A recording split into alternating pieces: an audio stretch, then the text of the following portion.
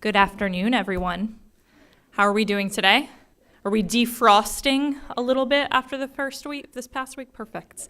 Wanted to welcome you all here this afternoon. My name is Mallory Ahrens. I'm the head of adult programming and community engagement here at Darien Library. It's my great honor to welcome you to our Senior Moments lecture, Connecticut during the American Revolution. Programs at the library are made possible by our annual contributions to the Friends of the Library campaign. It's because of donations that every single book on our shelf, every computer in the library, every event we do in this space, including all the treats right over here, are because of donations. So thank you to the Friends of Darien Library. Today's guest is a great friend to our institution.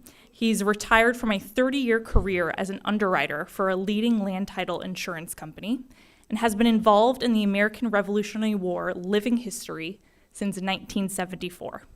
He's portrayed infantry, light infantry, whaleboat raider, and mounted and dismounted dragoons. His artistic endeavors included writing and recording a comedy CD, and decades as a musician playing saxes in area rock and roll and blues bands. To his credit or shame, he had his likeness used in an issue of Mad Magazine. Eric is enjoying retirement with his wife, Catherine, taking classes, giving lectures on historical topics, and continuing to live history. Please join me in welcoming to the library, Eric Chandler. Thank you all for coming. Happy New Year. And if you would heed the words of our first president, and please turn off your cellular devices, and we can get started. So, Connecticut and the American Revolution, provision state and arsenal of the Revolution. Nutmeggers can be proud. Of the 13 breakaway colonies, Connecticut was one of only 2 that consistently was able to maintain its quota of troops for the Continental Army. One of the reasons for this, it was in a fairly unique position.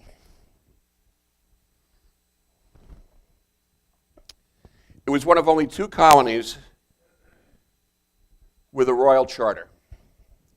All of the other colonies had their governors appointed for them by the crown, but Connecticut, having a royal charter, was able to elect its own governor. In this case, it was Jonathan Trumbull. He had served as assistant governor or lieutenant governor up until 1769 when he took over for the previous governor, who could not complete his term. He immediately put Connecticut on a war footing. His sons and sons-in-law would all serve the cause in the military or some other capacity. 2 of his sons wore the uniform and served as aides-de-camp to General Washington. One of those, Jonathan Trumbull Jr., would become a noted artist and portraitist. Now, in the case of Jonathan Trumbull Jr., he resigned his commission during the war and traveled to England during the war to study under a noted English artist. Imagine his surprise when he found himself arrested. It took the assistance of some high-ranking officials in the British government to get him released. But what was he thinking? I mean, come on, kids. One son headed the supply operation for the state, and one son-in-law, William Williams, was a signatory of the Declaration of Independence. Now, as a merchant, Jonathan Trumbull had a commute that would be the envy of any of today's millions of workers who had to travel through our modern transportation system just to get to and from work. The Trumbull family home fronts on the Lebanon Town Green. It still exists today. It's a DAR preserved site. His store was literally 300 feet away. That was converted into his war office. And there he would not only conduct Connecticut's part in the war, but would meet, consult, and advise the likes of George Washington, the Comte de Rochambeau, and the Marquis de Lafayette. But you have to get started someplace. So one of the first things Trumbull did was he divided Connecticut into military districts. It was in order to avoid what one might call an American fire drill, having everyone chased around willy-nilly in the case of every alarm. He created 24 military districts and expanded the existing state militia system to include infantry, artillery, and light horse cavalry militia. And here is the regimental breakdown for their areas of responsibility. Now you might notice on the lower right, it says 24th Regiment in Pennsylvania. That's not a mistake. Connecticut was a colony with colonies. In this case, they colonized the Susquehanna and Wyoming valleys in Pennsylvania. What is now Wilkes-Barre, Pennsylvania, was actually first created by colonists settling in from Connecticut. In fact, the early war orderly book for the 5th Connecticut Regiment Continental Line contains notations of men who came back from the Susquehanna Valley to serve through the Continental Army from the home state of Connecticut. And those same militia roles, regimental roles rather, included the names of African Americans among the rank and file. The regiments were integrated. Now, if you're going to have war, you're going to have prisoners, and if you're going to have prisoners, you have to put them someplace. Especially since Connecticut, like so many other of the colonies, was divided between rebel and loyalist interests. So he opened the old Newgate prison on the site of an East Granby copper mine. Prisoners were put to work in the mines as part of their sentences. Serendipitously, some of those suffering from arthritis found their conditions improved by such close proximity to the radiation from the copper ore. And here we have a prisoner's cell, not very nice accommodations. Not only doesn't he get a mint on his pillow, he doesn't even get a pillow. Now, the northwest quadrant of the state is loaded with iron ore. Perfect places to create iron foundries, which is what happened in the early 1700s in that part of Connecticut. One iron furnace was opened up in the Lakeville section of Salisbury in 1734. For one period of time, a young Ethan Allen was a partner in the consortium of owners. They sold to a man named Smith, who, when the Revolution came, was an absentee owner and an avowed Tory. His iron assets were, shall we say, liberated in the name of the Revolution and turned to the production of war material. So great was the need that iron pourers were brought out of retirement and the works begun to turn out cannons, muskets, bayonets, pistols, and other implements of destruction, as Arlo Guthrie might say. Connecticut was fortunate in that a local man from East Canaan named Samuel Forbes was the only man in the colonies capable of casting cannons that didn't burst when fired. He was one who was called out to oversee the Salisbury works. Now, the way they tested the cannon after they were poured and cooled was they would haul them up to the top of the mountain, tip them over the side, and if they made it to the bottom of the mountain after bouncing over fallen logs and rocks without bursting, they were deemed fit for service. Forbes brought not only his own tried and true methods of casting one gun at a time, he developed a method of casting multiple guns at one time. This allowed him to cast 150 tons of cannon within the first 6 months of taking charge of production. Of cannons alone, nearly 80% of the guns, ranging from 3-pounders to 34-pounders, land-based artillery, and naval cannon, used during the American Revolution by American forces, over 850 tubes were produced at the Salisbury Works. You can go up there today and see the museum. Now for something a little wetter. David Bushnell, inventor of the submarine. He was a Westbrook native and a late starter. He was the older son of a Connecticut farmer, younger son of a Connecticut farmer, his older brother being Ezra. Ezra had the aptitude for farming, David did not. So when their parents died, Ezra bought David out, and David did what David wanted to do in the first place, which was go to Yale College in New Haven. But he lacked the education. He used his inheritance money to get a tutor and bring himself up to speed, and so in 1775, at the age of 31, he entered as that class's oldest freshman. He conceived the idea of a submarine. But he knew that a submarine would have to deliver an explosive charge. So the first thing he did was he proved that powder could be exploded underwater and created the first underwater time bomb. In the course of this, he blew up a pond on the Yale campus. Then he started work on his submersible. It looked like a clamshell if clams grew to 6 feet tall and 7 feet wide. He christened the vessel the Turtle because of the way her hull looked in the water.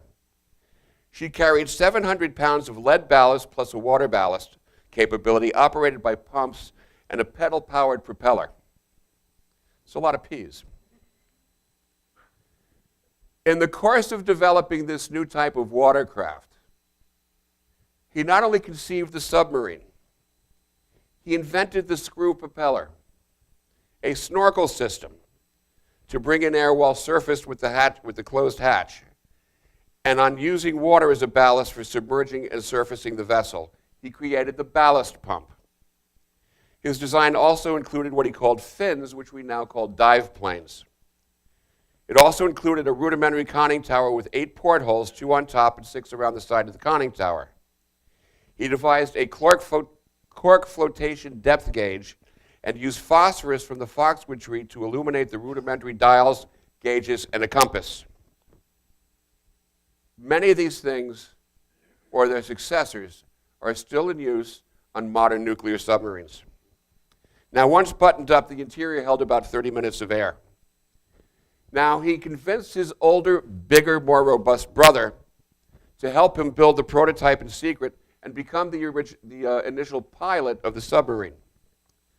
Now, they chose Poverty Island at the mouth of the Connecticut River as their build site, and they enlisted the help of Fairfield seaman and secret agent Caleb Brewster in working the test trials. Now, in the course of this, they also had to dodge patrols from the inland squadron of the British Navy. A couple of times they were found with building materials in the boat, which the British proceeded to dump over the side, not understanding what it was that they were throwing over, just they were harassing the local rebels. Now, once everything was tested, he brought it to the attention of the faculty at Yale, who put him in touch through a succession of individuals till eventually he wound up with Benjamin Franklin and George Washington, who thought this was a fine idea to test out. So the first attack was to be made with Ezra at the helm, but he came down with camp fever. His replacement was a 45-year-old sergeant by the name of Ezra Lee of the 10th Connecticut Regiment. And on the night of September 7th, Ezra Lee became the first man to pilot a submersible in an act of war. His target was the British flagship of Lord Admiral Richard Howe, the HMS Eagle, anchored in New York Harbor off Governor's Island. So the plan was, in the dead of night, come downriver, bring himself up alongside of the HMS Eagle. There's an auger on the outside that he can operate from the inside, drill a hole, place the mine, set the fuse, and scoot. The auger couldn't get through the copper hull, the copper sheeting protecting the hull from shipworm. So he had to withdraw. As he was withdrawing, he was spotted. He released his mine in the East River, and it exploded, throwing up water to an immense height, and Lee was able to slip away. A second attempt was made off of Morningside Heights to try and take out the British frigate HMS Phoenix. That also failed. But the effect was, it caused the British to pull their capital ships out of New York Harbor and bring them closer to Staten Island, which meant their response time and reaction time to any actions that the rebels might take on Brooklyn and Manhattan would be longer in bringing to bear. He also created floating mines. He tried to blow up the HMS Cerberus in Niantic Bay in Waterford, Connecticut. It struck a small boat and exploded, killing 4 British sailors. Then, trying also to use exploding mines, there was the Battle of Kegs outside of Philadelphia on the Delaware River. The mines did explode, but not to any great effect. But again, it caused the British to pull their capital ships farther out to sea, again, increasing the reaction times to anything taking place on land. In 1778, Washington put Bushnell in charge of the newly formed Corps of Sappers and Miners. He was present at the Siege of Yorktown in 1781 and cleared the path of obstructions for Alexander Hamilton's light infantry attack on British Redoubt No. 10 in the final action of the siege. He was honorably discharged in 1783 and returned to Saybrook, and left in 1787, allegedly to France to continue his underwater experiments. Then he disappears. His family never hears from him again. Washington, nobody ever hears from him again. But then, in the late 1790s, among the earliest settlers of Warren County, Georgia, came a teacher by the name of David Bush. By 1818, he had become a prominent physician. On his death in 1826, his true identity of David Bushnell was revealed, and among his belongings was a design for a new type of torpedo. As for Ezra Lee, he moved into the Secret Service. He eventually returned to land service and participated in subsequent battles: Trenton, Brandywine, where the hilt of his sword was shot off, and Monmouth.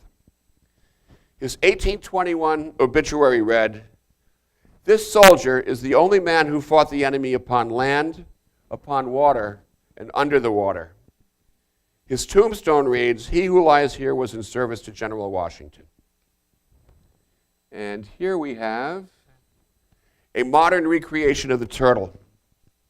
In 2003, the directors of Handhouse Studios and the faculty of the Massachusetts College of Art worked with college students, teachers, and alumni, and professionals from the Timber Framers Guild to successfully duplicate Bushnell's design. It was tested in Snug Harbor in Duxbury, Massachusetts in 2003, and all parts functioned as required. In March of 2003, the U.S. Naval Academy thought they'd take a shot at working with the recreated turtle. They put together a simulated hull of the HMS Eagle, and albeit with some difficulty, it worked as designed.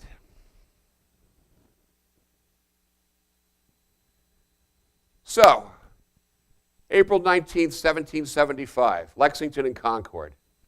The next day, word reaches Connecticut, and Israel Putnam, at his farm in Brooklyn, in what we now call the quiet corner of Connecticut, the story is he threw down his plow, picked up his jacket and his gun, and headed off to Boston to join the Army. He was present for the Battle of Breed's Hill, commonly misnamed as the Battle of Bunker Hill, and he is one of several officers credited for saying, "Don't fire until you see the whites of their eyes." The others being General Prescott and Stark. And now we'll talk about the man we all love to hate.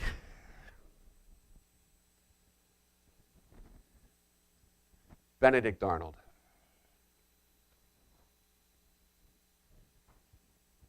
On December 27th, 1774, 65 young men gathered at Beer's Tavern. I mean, is there a better name for a tavern? Opposite the New Haven Town Green. Their aim was to create their own state militia company, to be called the Second Company Governor's Foot Guard. Among their number was Aaron Burr, Ethan Allen, and Benedict Arnold, who was elected their commander. Jump forward to April 21st, 1775. Word of Lexington and Concord reaches New Haven. Of the 65 men, 58 men of the Second Company Governor's Foot Guard decided they are determined to join the Army in Cambridge. On April 22nd, led by Arnold in full uniform, they assemble on the town green. They are given a benediction by Aaron Burr's grandfather, the Reverend Jonathan Edwards. Not to be confused with the Jonathan Edwards who's the Commissioner of Weights and Measures, who you see his signature on the gas pumps at the gas stations.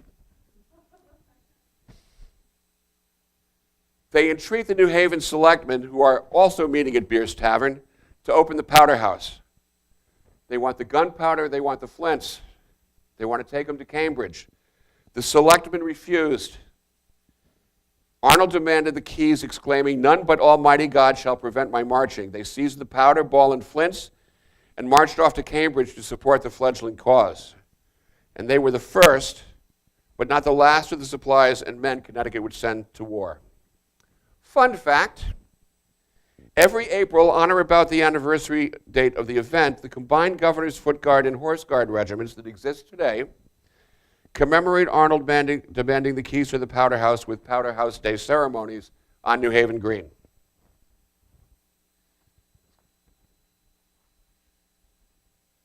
Nathan Hale, America's first spy to get caught. At age 14 in 1768, he was enrolled in Yale College. He was a classmate of Benjamin Talmadge, a man who would have great impact on Hale's limited future, as well as a prominent figure in his own right during and after the Revolution. Hale graduated in 1773 with first-class honors and became a school teacher, first in East Haddam. The schoolhouse has been recreated. It's just up the road from the Goodspeed Opera House. And later on, he moved to New London. He and his brothers had joined a Connecticut militia regiment. And his four brothers went off to participate in the siege of Boston, but he had to stay behind because he had his contract as a teacher, and he didn't want a lawsuit. When his contract expired, he decided that he would actively join the cause. On July 4th, 1775, he received a letter from his former classmate Benjamin Talmadge, by now a member of George Washington's military family. Talmadge wrote, "Was I in your condition, I think the more extensive service would be my choice. Our holy religion, the honor of our God, a glorious country, and a happy constitution is what we have to defend." So he resigned his commission and joined the 7th Connecticut Regiment as a first lieutenant under Colonel Charles Webb of Stamford. Now, moving along, Washington is defeated on Long Island.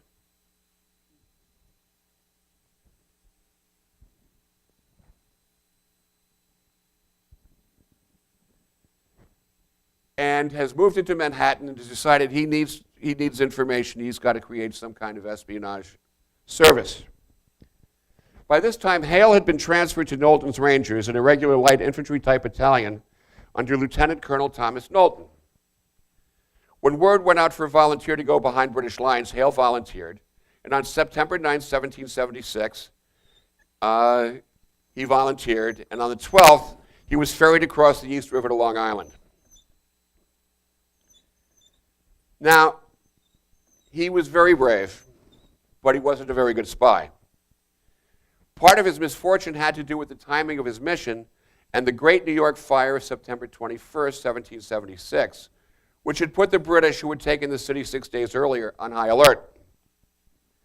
On that same day, Hale made a slip of the tongue to the wrong person. He was arrested, and the next day he was taken to the British Artillery Park, adjacent to Dove Tavern, modern 66th Street and 3rd Avenue, and hanged as a spy.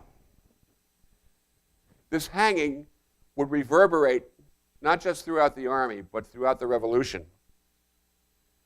And it would affect the fate of John Andre, who was arrested as a British spy in 1780. Andre had traded his uniform civilian clothes at the assistance of Benedict Arnold, and it would result in Andre being done for, as was Hale, as a spy. So, moving on, Ethan Allen, Connecticut's original bad boy hero. Now, growing up in the 1950s and 1960s, Ethan Allen to me meant a furniture store.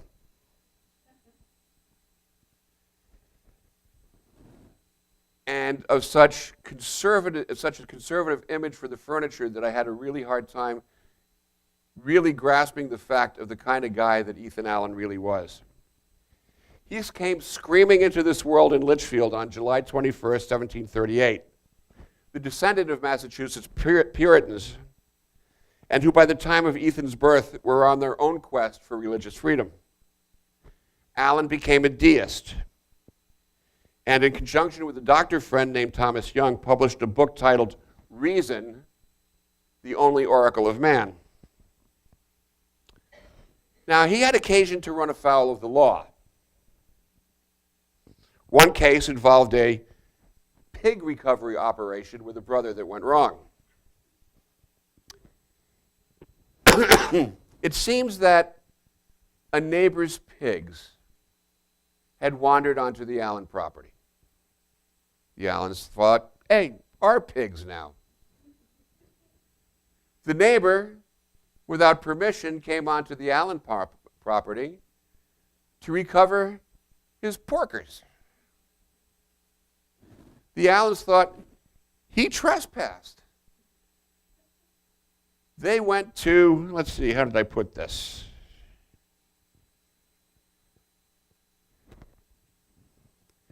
Well, they went to recover what wasn't theirs to begin with, and they were caught. Unable to provide proof of porcine provenance, the brothers were fined 10 shillings and forced to pay the neighbor another 5, and presumably the neighbor got to keep his pigs. The big case, however, revolved around the medical issue of inoculation against smallpox. The town selectmen of Salisbury, where Allen was residing, were against it. Allen disagreed, and being his own man, not only had himself inoculated, he did it in front of the church, in front of the full view of all, on a Sunday.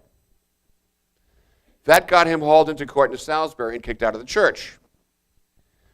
In 1766, he left Connecticut and was living in Northampton, Massachusetts, where he had invested in a lead mine. And then, for reasons unknown, Allen was invited to leave Northampton in 1767. By 1770, he was in New Hampshire, and with friction between colonies and Crown on the rise, became involved in the formation of the Green Mountain Boys. So he was in prime position with Connecticut's Benedict Arnold in the capture of Fort Ticonderoga in May of 1775. Now, each thought they were in charge of the mission.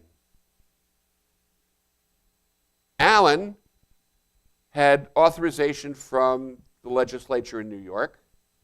Arnold had authorization from the legislature in Massachusetts, but they decided to cooperate. In any event, the capture was bloodless and accomplished under the leadership of 2 men with Connecticut blood running in their veins.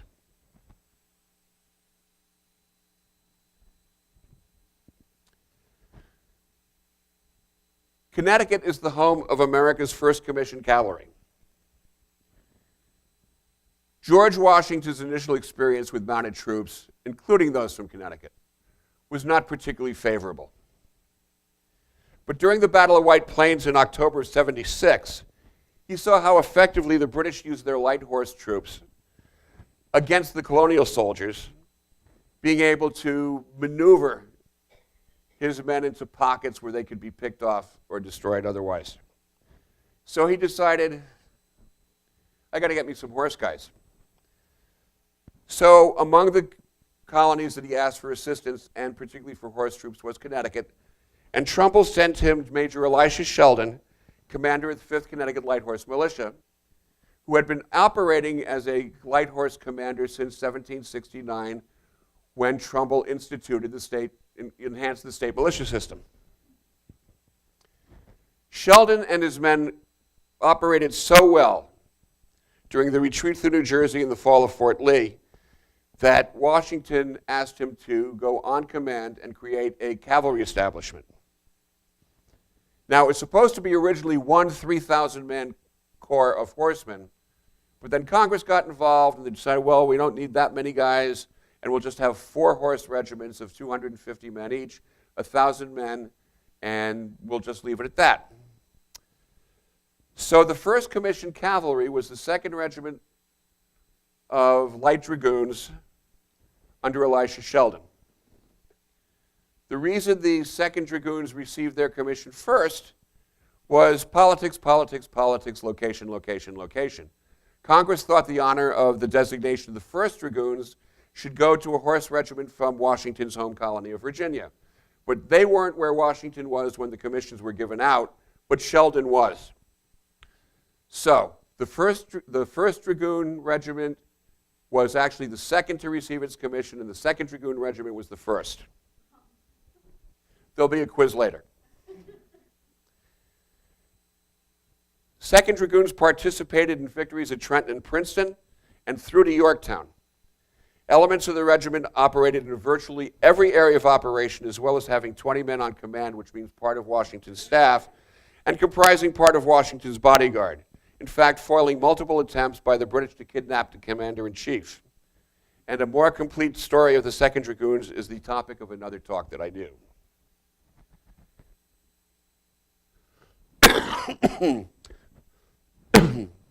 So if you've read this slide, it will probably come as no surprise that there was a supply depot in Danbury and a military hospital as well.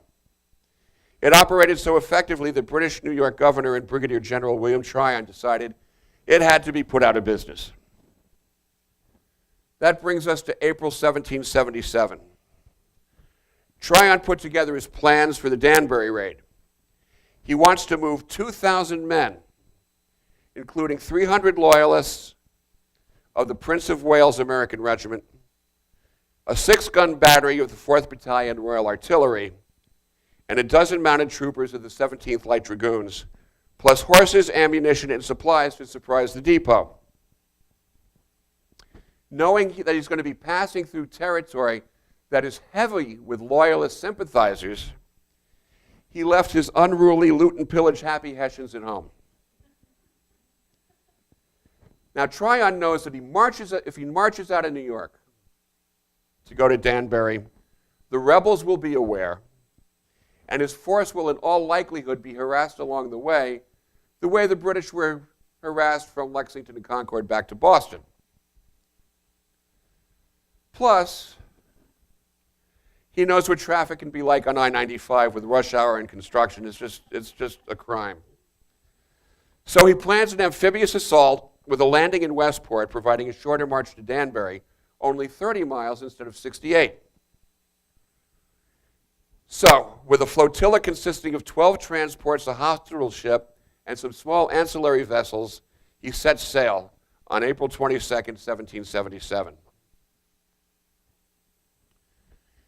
At about 5 p.m. on the 25th, they land at a, quote, exceedingly unfavorable stretch of Campo Beach. Who knew there was a bad section of Campo Beach? They must have cleaned it up since the American Revolution, because I've never seen a bad stretch there. Anyway, they landed at 5. By 11 p.m., they were disembarked, unloaded, and on the road to Danbury. By 11 a.m. the next day, they had marched the 20 miles to Reading, having encountered only minor resistance. By 5 p.m. of the 26th, they were in Danbury, and as tired as they were, drove off the 150 Continental soldiers who were attempting to remove supplies from the path of the Redcoats. Several rebel snipers fired from one of the houses. 2 companies of British charged the dwelling and put it to the torch with the rebels still inside.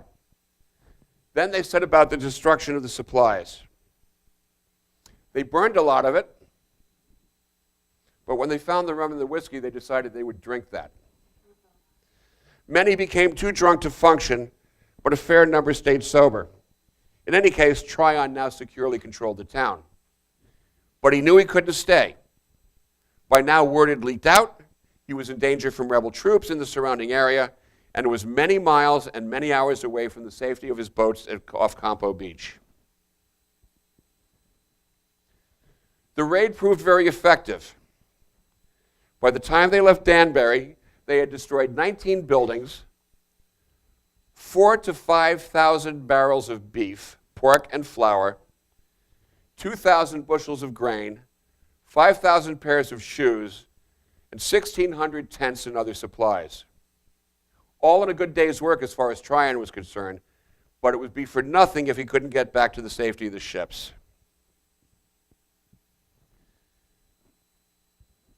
Now, they would be upset to hear this today.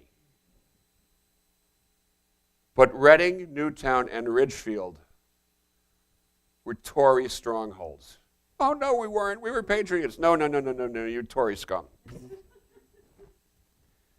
By the 26th, word had reached Connecticut militia generals David Wooster and Benedict Arnold at their respective homes in New Haven, and General Gold Selleck Silliman at his home in Fairfield. Wooster and Arnold converged at Reading with a combined force of 600 men and met up with Silliman with a few men of the Fairfield County militia.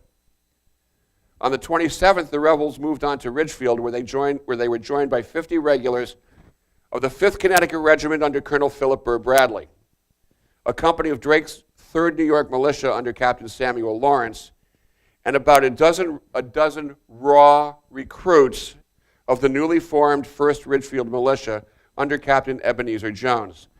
Imagine how happy these guys were. They finally figured out which end of the musket the bullet goes in and tossed into the breach. So the men under Silliman and Arnold blocked Tryon's retreat by building a barricade of pretty much anything they could find: carts and carriages, timbers, stones, and earthworks. Now, anybody here familiar with Ridgefield? Even a little bit? You know, there's the Casagmo condominium complex. The entrance to that condo complex is where the barricade was. And, fun fact, Main Street traffic in Ridgefield is so slow, you'll have plenty of time to read the historic marker. So while Arnold blocked Tryon's front, Wooster, with 300 remaining men, later joined by Ludington's Dutchess County New Yorkers, pressed Tryon from the rear.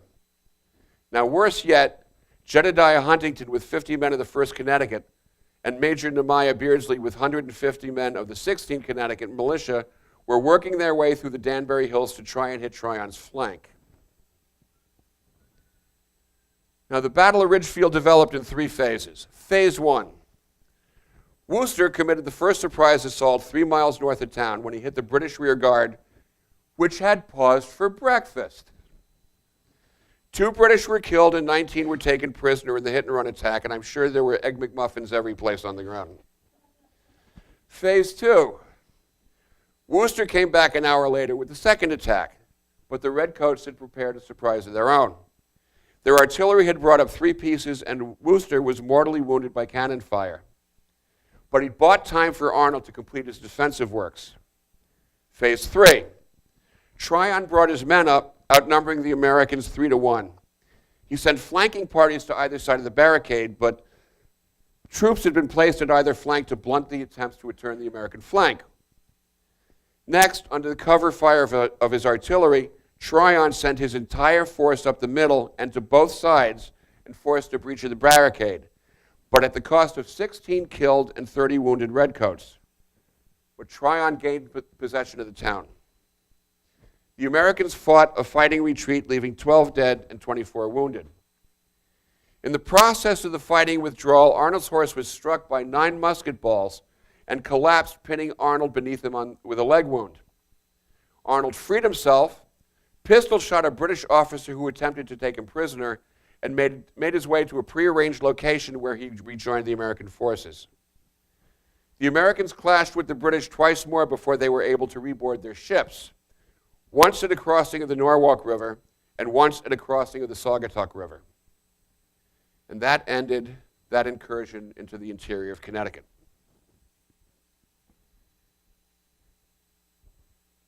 Here is the photograph of the Wooster Memorial in Ridgefield.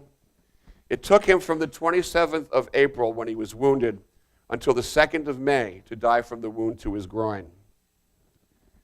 Another souvenir that was left is the Keeler Tavern cannonball. That ball is still, that's been sitting there for 200 and however many years, and they've made a lot of hay out of that. Now, the evacuation through Ridgefield was successful. It was costly. The British casualties amounted to about 5% of their forces, 24 killed, 28 missing in action, and 92 wounded. American casualties were less, both in percentage and numbers, but Washington was forced to remove his supply depots further inland. This was the last British raid on the interior of Connecticut. But he wasn't through with our little slice of heaven, where we have to wait until 1779 for his triumphant return. Welcome to 1779.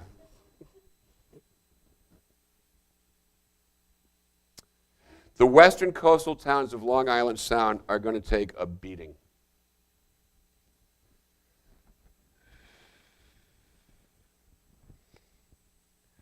So,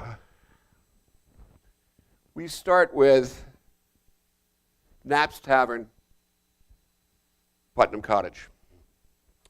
The area of Westchester County between New York and Connecticut was no man's land, called the Neutral Ground, a name that belies the actual state of affairs. It was a scene of constant skirmishing between troops serving the crown and those of the rebels. And it was a hotbed of irregular troops known as cowboys and skinners. Now, the cowboys were actually a regiment of provincial loyalist militia troops under Oliver Delancey, who got their nickname from their habit of seizing cows from farmers and herding them back to New York. The Skinners were derived from General Cortlandt Skinner, who led a troop of New Jersey volunteer irregulars who swung both ways during the course of the war. They could be rebels, they could be loyalists. What do we feel like today? Let's take a vote. What's going to line our pockets better? Basically, they were bilateral freebooters. So let's turn to early 1779. It's February. On the 26th, Tryon led a 600-man force of light infantry out of Kingsbridge, New York, for a raid on Greenwich. He had multiple aims. One was to punish the people of Greenwich who, okay, Darien, guys, you're going to love this. He called them swamp rats for their habit of staging small boat raids on British shipping and then fleeing back into the swamps and marshes of Greenwich to discover, and he wanted to discover and destroy their small boat fleet. His other aims were to raid and destroy the salt works located in Coscob on the Mianus River, and to get the stock from the Greenwich horse farms in the North Greenwich country. And lastly, if he could get his hands on Israel Putnam, known to be in the area, it would be a major coup. And in fact, Israel Putnam was enjoying himself at Knapp's Tavern, now known as Putnam Cottage on the Post Road in Greenwich, a DAR site. So Tryon's guys come into Greenwich. Putnam is alerted, and he makes that famous ride down the stairs from Putnam Cottage. There's a statue in Greenwich. It's now the seal for Putnam County, New York, and it's probably on cigar boxes every place. And rode to Stamford and returned with a force of 150 troops and a pair of cannon. Now, Tryon was able to push them back, which gave him time to destroy the Coscob salt works and 3 vessels, plus burn some buildings before retiring back to the safety of New York. Putnam got the statue and lived to fight another day. Take a break for the winter. Here we go. There's the statue.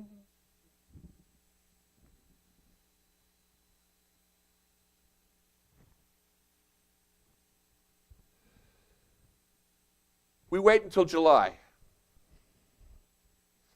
July 3rd, Tryon, under orders from General Henry Clinton, brings 2,600 men aboard ships into New Haven Harbor. He splits his forces in 2, with one landing in East Haven, another in West Haven, that a rendezvous in New Haven, and on Clinton's orders, burn the town.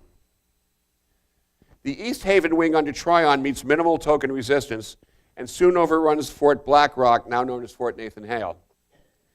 The second wing under General Garth easily moves into New Haven, but rather than burn the entire town, he limits his destruction to public stores, armaments, and ships in the harbor. Legend has it that Garth, a Mason, was given a Masonic distress sign by one of the rebel officers who interceded with Garth not to destroy private property, much of it owned by fellow Masons.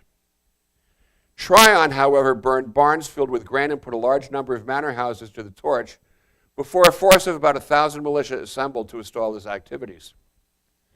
Both columns retired to their vessels with minimal losses.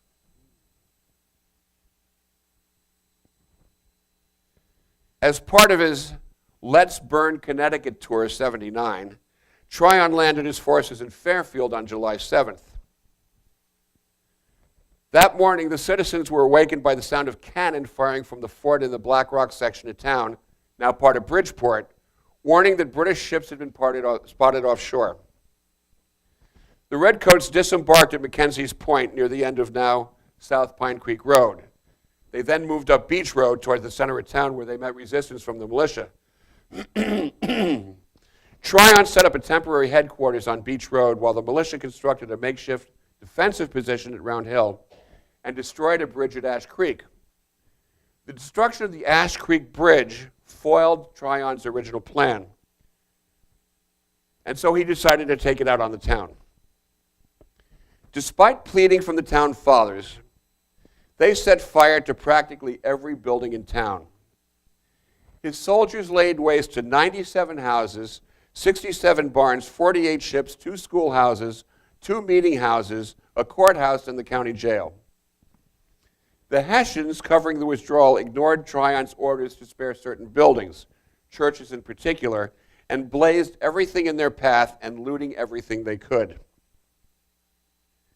Not satisfied, he followed this by marching his men to nearby Green's Farms and set fire to that small village, consuming the meeting house, 15 houses, and 11 barns. But he wasn't done yet.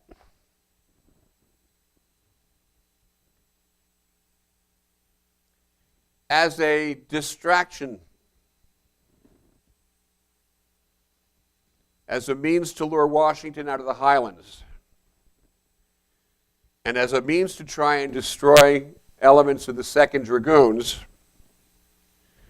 on the 9th of July, Bannister Tarleton's leads men of Tarleton's legions out of New York to hit the Westchester towns of Bedford and Pound Ridge. Now, Bedford, Pound Ridge, and South Salem, New York, where sections of Sheldon's Horse 2nd Dragoons were located, and troops of the New York militia under Colonel Ebenezer Lockwood. The capture of Lockwood and disruption of the Dragoons was the immediate goal. Lockwood was warned of Tarleton's approach and left, leaving 90 men of the 2nd Dragoons to face 360 men that Tarleton brought with him. Thank you. Sheldon himself was headquartered in South Salem. The Pound Ridge headquarters under Executive Officer Benjamin Talmadge was located at the junction of the Bedford, Pound Ridge Road and High Ridge Road, leading out of North Stamford.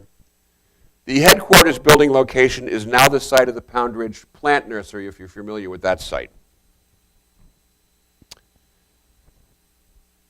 So Tarleton attacks in a heavy rain. It actually aided him because the darkness disguised his uniforms, which looked similar to another American cavalry regiment. His force, which he had split in two, the wing he led hit the pickets in Bedford, pushed them back to Pound Ridge. Talmadge got his men together, and they formed up at the site of the Dutch Reformed Church at the junction of Bedford Pound Ridge Road and Route 72. There is a Dutch Reformed Church on that site now. It's not the original one, but it's where these guys lined up. Now, Talmadge's, Tarleton's second wing had gotten lost. And they wound up coming over what's now Route 35 and then coming down Route 72 just in time to link up with Tarleton as he's smashing into Talmadge's men. They're hitting the front, they're hitting the flank. Everything breaks apart. There is a huge melee. They head down High Ridge Road. When they hit a fork in the road, some of them head off into what's now Scott's Corners, where they're bolstered by the New York militia. The rest head down into Stamford. The fight breaks off. Tarleton's men are pushed back, and they go to Talmadge's headquarters, where they capture the pay chest, where they capture a regimental battle flag, and also, unfortunately, most of all, capture information pertaining to the culper's spy ring that Talmadge headed it for Washington as part of his espionage network.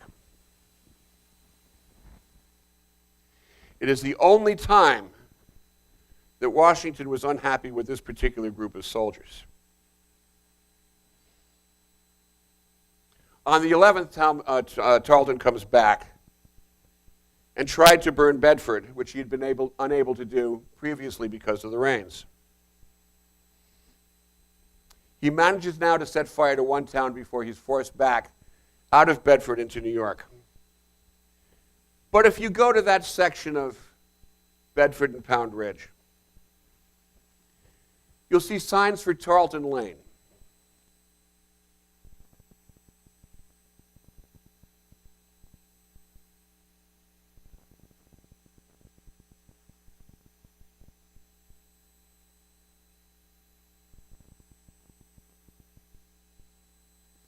Tarleton took it home with him after the war. It was repatriated to the United States and sold at Sotheby's New York City auction house on Flag Day, July 14, 2006, for the sum of $11.5 million. Meanwhile, back on the shore, while Tarleton's creating havoc in Bedford, the British come into New York Harbor on July 10th, and on the morning of the 11th, put men into barges and land at Calf Pasture Beach. The invaders consisted of Tryon's usual melange of British regulars, Hessian mercenaries, and loyalists, including a loyalist regiment recruited by Edmund Fanning, originally of Long Island, later North Carolina, who graduated from Yale College in 1757. Show some loyalty. Tryon split his command into two columns. He seemed to like to do this. He did it every place he went. One column moved up what is now East Avenue. The other took Water Street to Flax Hill and to West Avenue, and then crossed the Norwalk River at Wall Street. Now understand that in 1779, there were not one but two Norwalks. What is today South Norwalk was then known as Old Well, and that's where the landings took place. Norwalk itself is in the area centered near the town green. Garth led the West Avenue column, which met heavy resistance from a small but plucky group of 14 men under Nathaniel Raymond, who managed to capture one of Garth's cannon before he moved on, under continued harassment to rendezvous with Tryon's column, which made its way up to East Avenue. Fun fact, a British cannonball fired at rebel troops during a skirmish at Flax Hill remains embedded in a stone outcrop on Hillside Street at the corner of Elmwood Road. You can leave here and drive over and see it today, if you want to. Now back to our story. Both columns converged at Grumman Hill, where a rebel force of about 50 men under Captain Stephen Betts attempted to stop Tryon's advance. After a brief but sharp fight, Betts' men were forced to flee to West Rocks before reforming. Now, fun fact, legend has it General Tryon sat in a rocking chair atop Grumman Hill to oversee the battle.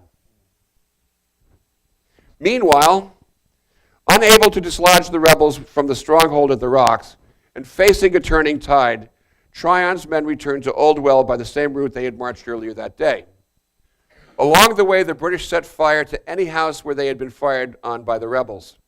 The Hessians looted any house they pleased, regardless of the political affiliation of the owners.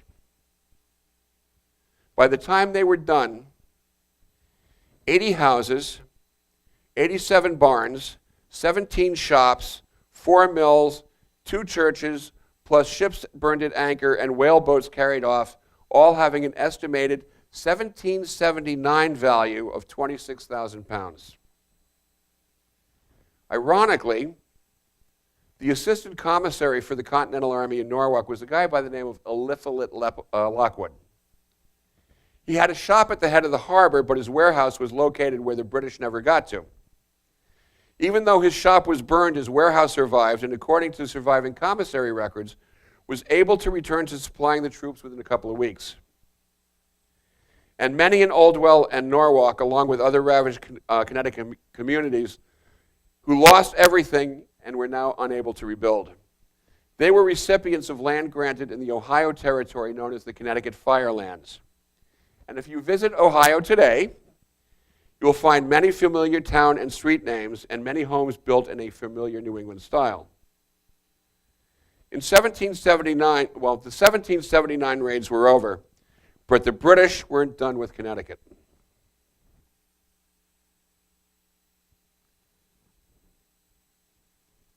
The burning of New London and the Fort Griswold massacre. He's back. Norwich native son and hero turned traitor Benedict Arnold returned to Connecticut on September 6, 1781, and not in a good way. Arnold was sent to Connecticut to try and disrupt any plans that Washington was trying to put together with the French in the waning years of the Revolution. He was hoping to prevent them from concentrating their armies farther south, either to attack New York or eventually Yorktown, as it turns out, by continuing to create havoc in the north, and sending Arnold to do it was particularly a thumb in the eye. One of the other reasons is the British wanted to reclaim some ships that had been taken as prizes of war that were being held in New London Harbor. Particularly the British merchant ship Hannah, with a cargo of West Indies goods and gunpowder. Her cargo was valued at 80,000 pounds sterling in $1781. Now, by 1781, as it happened throughout many of the colonies, financial conditions has gotten pretty iffy. Many people now face bankruptcy. The toll of the war in lives, goods, and treasure was starting to wear thin. Coastal towns were pitted against one another, seeking advantage by legal and illegal trade. And coastal and inland towns were pitted against one another because the inland people thought that they were given short shrift, their crops being taken to feed the army, whereas the people on the coast had the benefit of being able to engage in illegal trade. Arnold sails into New London on the morning of September 6th. He's got 1,800 men under his command. By mid-morning, 1,000 were landed on the New London side of the Thames, and 800 on the Groton side aimed for Fort Griswold, which houses Connecticut militia under Colonel William Ledyard. On the New London side, Arnold's men met very little resistance. They burned 140 buildings. Homes, shops, warehouses were set ablaze, along with ships in the harbor. It's an inferno. And then the Hannah, with her cargo of gunpowder, exploded. And it was just hell on earth in New London. With New London now secured, Arnold moves the rest of his men to the Groton side, and they go to take Fort Griswold. They're faced off against 800 highly trained and motivated British and Hessian soldiers. Ledyard has the fort, but he's only got 160 men inside. The British made 3 attempts to force the barricades, all unsuccessful. In the process, they lost 2 officers, 43 troops killed in action, and 193 wounded. Now here's the controversy. The fort's flag is up on the flagpole. At some point, shot from the British clips the lanyard, and the flag comes down. Now that's taken as a sign of surrender in the course of war. The Americans had had no intent to surrender. And while they're putting the flag back up, the British are making their fourth assault and are fired upon by the Americans. They take this as a heinous breach of the etiquette of war. It took them 40 minutes, but they eventually breached the defenses of Fort Griswold. And when the Americans went to surrender, the British, thinking they had been tricked, not only refused the surrender, they start to kill the American troops, including Ledyard, who had surrendered his sword to the British officer in charge, who just ran him through. In all, 83 Americans were killed and 36 were wounded, some of whom died within days. Not satisfied, the Redcoats had their revenge on some of the severely wounded as well. They loaded helpless men onto an ammunition wagon at the top of a hill and then pushed it down. It gathered speed and gathered speed and gathered speed until it crashed into a tree. And then the British just left them there. The local militia made no attempt to reinforce or otherwise aid the defenders. In some cases, they were too busy trying to extinguish fires. But in other cases, they were just too interested in looting. That is how much the attitude of the people had changed in the course of the war from 1775 to 1781. Codicil to this story, 1 month later in October in Yorktown, Lafayette would lead his men into battle with the rallying cry, "Remember New London." Hard as it may seem to believe, I have a fun fact. From 1782 until the Civil War, to commemorate Arnold's treason, an effigy was burned. The custom was they would have the effigy of Arnold in a British uniform made of papier-mâché with a papier-mâché leg to represent the wound he had received first at Saratoga and then at Ridgefield. Other way around. The leg was pardoned and the rest of the effigy was burned. It's come to my attention through an article in Connecticut magazine a few months ago that the custom has since been revived by New London's Flock Theatre Company, whose colonial costumed actors parade through the streets with a papier-mâché Arnold dressed in a British uniform. They pardon his leg and then set the rest of him on fire. So let's talk about courage. We've talked about treason. Let's talk about courage. In 1782, Washington issued an order to create a badge in recognition of extreme courage or service to be awarded to deserving soldiers. And this was to be done upon the presentation of sworn statements or certificates from the soldiers, officers, and or comrades in arms. The badge was to be in the shape of a heart made from purple cloth and embroidered with the silver leaves and the word merit. In form and function, it was the precursor to the Congressional Medal of Honor and carried many of the same practical characteristics and benefits as the CMH does today. For instance, a soldier wearing such a badge was permitted to pass through the lines without being challenged and was to be saluted by even those of higher rank.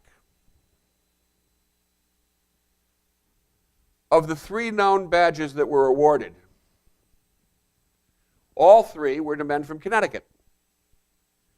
One, Sergeant Elijah Churchill of the 2nd Regiment Light Dragoons for raids on Long Island installations, Fort St. George and Fort Salongo.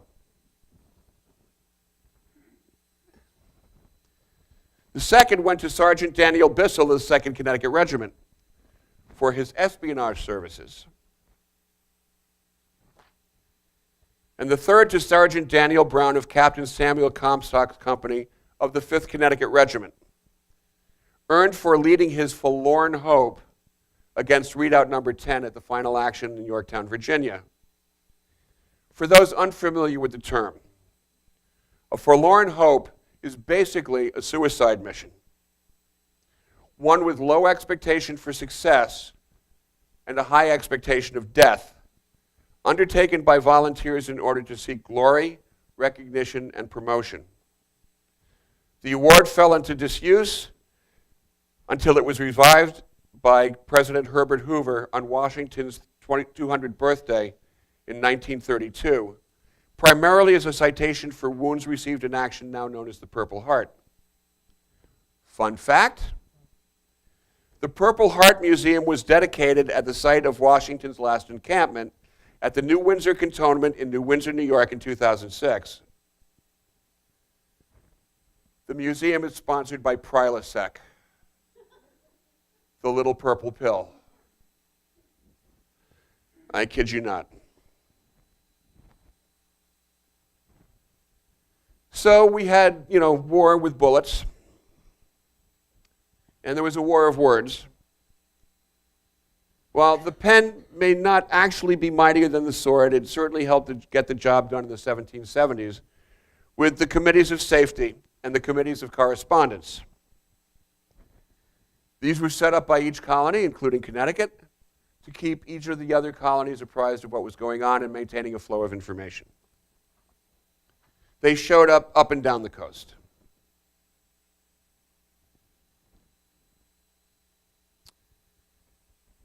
Here we have Connecticut's delegates to the Continental Congress.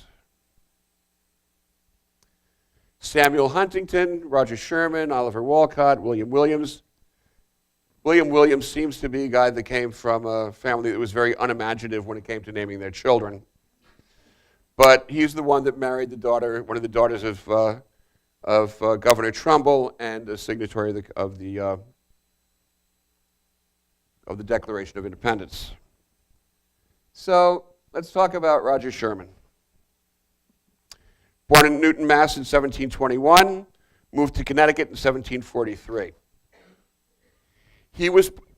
Everybody see the movie 1776?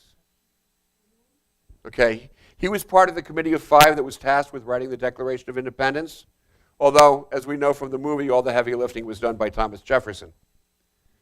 Sherman would be the only man to sign off on all of our founding documents: the Declaration of Independence, the Articles of Association, the Articles of Confederation, and the Constitution of the United States. We have Silas Dean. Now, here's a guy I feel sorry for. He was sent over to France to act as a secret envoy and to try and foster French sympathy and schmooze some assistance out of them. The first man he made contact with as soon as he arrived in Gay Paris was with the foreign minister, the Comte de Vergennes. Next, Dean established a wonderful working relationship with, and for those of you who are taking notes, he established a relationship with watchmaker, horticulturalist, inventor, satirist, publisher, playwright, musician, spy, arms dealer, diplomat, financier, and oh-so-revolutionary Pierre-Augustin Caron de Beaumarchais, the man who gave us the 3 Figaro plays that Mozart turned into operas, and the co-creator of the Franco-Spanish Hortalez and Company, incorporated to smuggle or blockade-run supplies of all sorts into the colonies to aid the war effort. He teamed up with Benjamin Franklin and Arthur Lee of the ubiquitous Lees of Virginia, when they arrived in late 1776. Dean helped recruit European officers of the order of Lafayette, von Steuben, de Kalb, Pulaski, and unfortunately, Thomas Conway, who along with Horatio Gates, would engender the infamous Conway Cabal to try and replace Washington as commander-in-chief. Dean was a signatory of the Treaties of Amity and Commerce, and most significantly, the Treaty of Alliance. But in 1778, Dean was recalled to Congress to give what he thought was a report on the European situation. But when he arrived, he discovered the charges of financial impropriety had been leveled against him by fellow diplomat Arthur Lee. He found himself unable to mount a defense or gain reimbursement for the funds he'd outlaid for supplies because his account books were still in Paris. Dean was defended before Congress by John Jay. He mounted a public defense in the newspapers where he word-bombed not just Arthur Lee, but the whole Lee family, who counterclaimed the statements were liable. Typically, Congress offered him a pittance of what he'd expected, which he refused. As it turns out,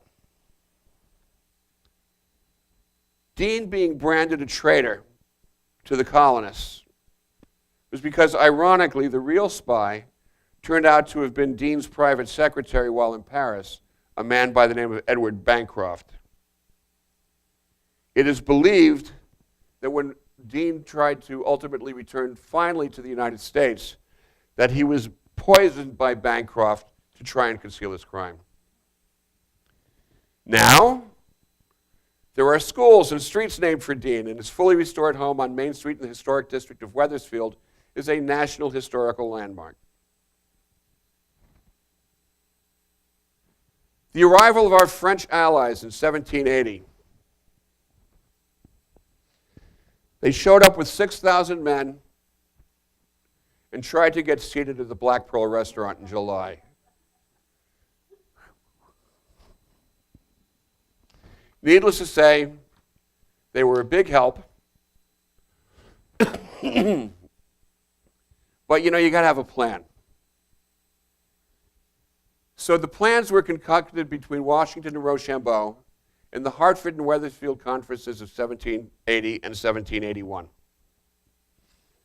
Rochambeau showed up in Hartford on September 20 of 1780 to what is now the Old State House, then just the State House, and along with 5,000 residents and a 13-gun salute from the Governor's Guard.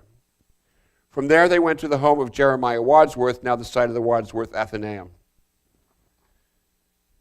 Washington, of his own desire and insistence of Congress, wanted the final thrust to take New York.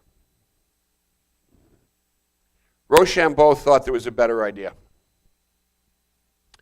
and that was to go down to where the action was really taking place and where the British Army was really being shoved around, which was farther south. So here we have Washington loves New York, but Rochambeau maintaining that Virginia is for lovers. And here we have the route of the French took through the state of Connecticut. They marched from Newport, Rhode Island, through Rhode Island, through Connecticut into New York, and made their way south. And finally, September 14, 1781, they arrived in Williamsburg, Virginia. And starting in September, later that month, the French and American engineers lay siege to the British position. Now, the final push was the taking of redoubts number 9 and 10. Lafayette led the assault against redoubt number 9. Alexander Hamilton led the assault against redoubt number 10. It was a light infantry attack. The light infantry were the fastest, most versatile troops of the American Army. And among those light infantry forces were the light infantry companies from Connecticut's 1st, 2nd, 3rd, 4th, and 5th Continental Line regiments, plus Connecticut Provisional Light Infantry and troopers from Sheldon's Horse. On October 9th, Washington was given the honor of setting off the first cannon. The bombardment would last 8 days. And on September 14th, the light infantry actions took place, and by October 17th, a British drummer is calling the parley to meet and discuss terms of surrender. On October 19th, Cornwallis surrenders, and for all intents and purposes, because there's still actions taking place farther west that are going to continue for another year or so, and plus skirmishing in some of the no-man land areas. But for all intents and purposes, the heavy fighting is over. Now, there are still animosities between rebels and loyalists. And Connecticut, like every place else, is suffering under the crushing debt of the Revolution.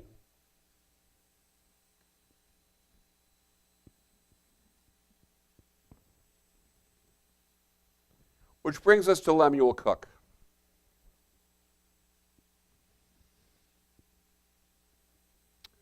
Lemuel Cook was 16 years old when he joined the 2nd Regiment Continental Light Dragoons. He was part of the 20-man contingent that was on command with General Washington. He was with him at Yorktown. Lemuel Cook is believed to not only be the last man of the 2nd Dragoons, but the last member of the regular army, the last man of the Continental Army, to pass away at the age of 106 in 1866.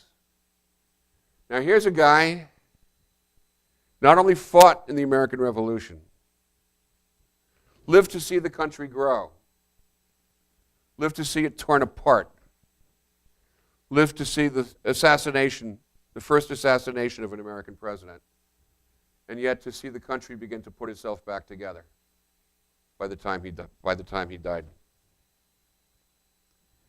Now, Connecticut is fortunate that two of the most significant biographies, diaries of the American Revolution, were from two men from Connecticut.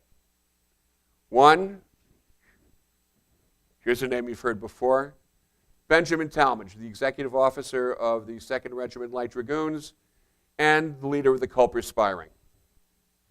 The other by a regular soldier, Joseph Plum Martin of New London, who served in pretty much every capacity that a soldier could serve in. He was infantry, he was light infantry, he served with the sappers and miners, and managed to survive 7 years of the war and live into old age. He had some difficulties in his later years. He had some property stolen out from under him by General Henry Knox, the leader of the artillery. The man had a much bigger gun. But that's pretty much where that leaves us, with Lemuel Cook, Benjamin Talmadge, Joseph Plum Martin, and their stories, and the other stories of Connecticut, the Connecticut men and women who lived, fought, survived, suffered, persevered through 8 years of war and the aftermath. Thank you, and I will entertain questions. Actually, some of them managed to come through Hell's Gate, some of the smaller craft, but most of them, they just came up the East River and into Long Island Sound. In fact, when Tryon was bringing his men up to raid, to come up to Campo Beach to do the Danbury Raid, his ship was becalmed for 2 days and had to sit offshore waiting for the winds to rise up again. No, it depended on where they were going. So, for instance, the New Haven Raid, they probably went up and around. But I know for the Danbury Raid, they came straight up. They didn't go all the way along Long Island. In fact, most of the time, what they did was they recce'd their troops off Long Island and came across. They assembled their ships on the Long Island shore and came over. So they would have come up the East River. Well, Hell's Gate is that gap at Kingsbridge. They would have avoided that. If their ships were on the Hudson side, on the New York Harbor, they would come around the tip of Manhattan and then sail up the East River. And then they would assemble depending on where they were going, they would assemble their forces on the Long Island's north shore, because don't forget, they held Long Island for most of the war. And even though there was rebel activity and there was whaleboat raiding back and forth by the two sides, they were pretty secure in being able to keep their ships safe on the Long Island shore and then come across. If that was a raid, then that would have been part of the Whaleboat War, and that was going on constantly. Caleb Brewster, Benjamin Talmadge, and others from this side would stage whaleboat raids that consisted of privateers, light infantry, some Continental Marines, and some light dragoons, and they would sail out of Black Rock, they would sail out of Fairfield, they sailed off of, some of the raids came from Chopin Point in Stamford. They would go across to Long Island and raid, creating mayhem and destruction, and then the British would in turn sail over from Long Island with their guys to our shore and create mayhem and destruction. But what I tried to catch here were the major actions that took place, as opposed to this constant internecine raiding that was going on back and forth. Darien was not the target of a significant raid the way Norwalk was and Fairfield was, New Haven was. That would have been just regular harassment that was going on back and forth. So I do not have a date for you for anything like that. But if Middlesex was raided, then it was probably part of an ongoing program of back and forth harassment. Anybody else? Well, thanks for coming. Have a safe drive home.